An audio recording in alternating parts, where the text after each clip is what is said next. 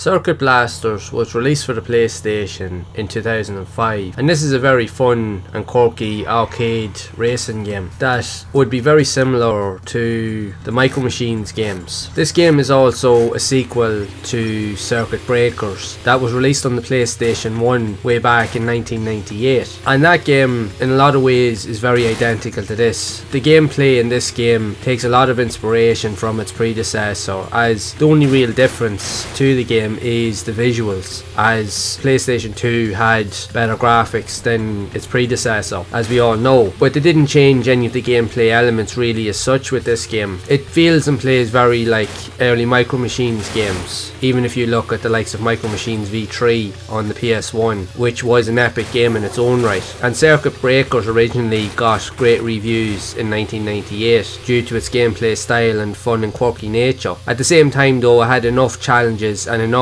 difficulty to make it worthwhile playing that it wasn't super easy also, and it had a great 4-player split screen multiplayer mode, so it added a lot more depth to the game that you could have some great fun with your mates. And this game carries on the same mantle pretty much of that of its predecessor, with a lot of cool features. Ideally, in some ways, a lot of the tracks in this game are taken from that of the original game on the PS1. They haven't really changed anything as such in terms of the gameplay, and even in terms of its looks. It's only just the graphics are slightly better because it's on the PS2 itself, but everything, even down to the handling physics, is almost identical to that of the original game. Although in saying that, this game, depending on the tracks that you're racing on, even though it's very easy to pick up and play, there are some tracks where you will find some level of difficulty, and you will find it somewhat of a challenge to be able to complete and even win races, because you do have a diversity of different types of environments to race in, anything from racing as cars to racing as like boats on like swamp levels, even to a point where you can race like underwater, almost like in a mini submarine style environment as well. And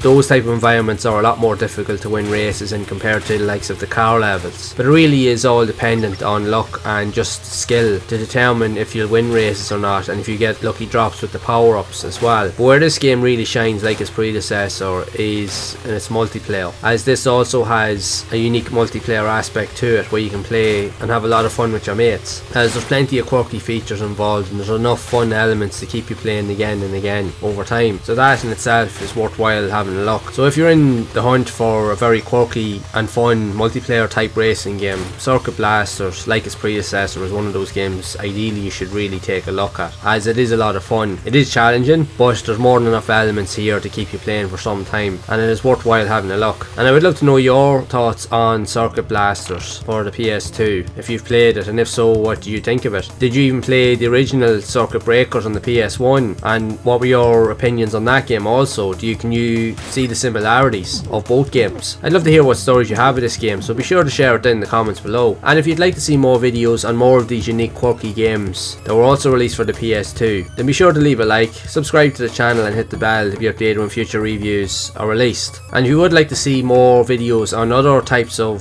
multiplayer style games also released for the PS2, then be sure to check out the playlist here on screen to see more of those games in action. So be sure to check them out, and I will see you all over in the next one.